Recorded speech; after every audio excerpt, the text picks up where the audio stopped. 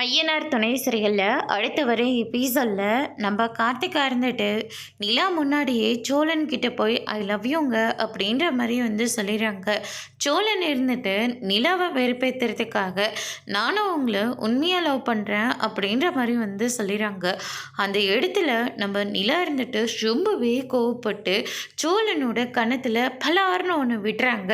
அதுக்கு அடுத்ததாக கார்த்திகா ஷாக் ஆகுறாங்க.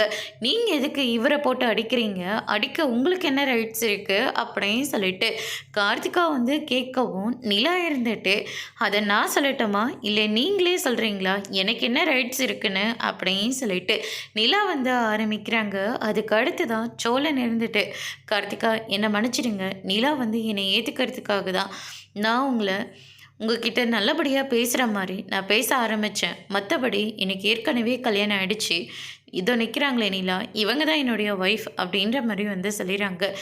நீங்களும் என்னை ஏமாத்துனீங்க, நான் உங்களுக்கு கல்யாணம் ஆகலைன்னு சொல்லிட்டு தானே நான் உங்களை விரும்பவே ஆரம்பித்தேன். ஆனால் நீங்கள் இப்படி ஒரு துரோகத்தை எனக்கு பண்ணிட்டீங்க அப்படின்னு சொல்லிட்டு பொண்ணு கோச்சிக்கிட்டு அங்கேருந்து கிளம்பிடுறாங்க.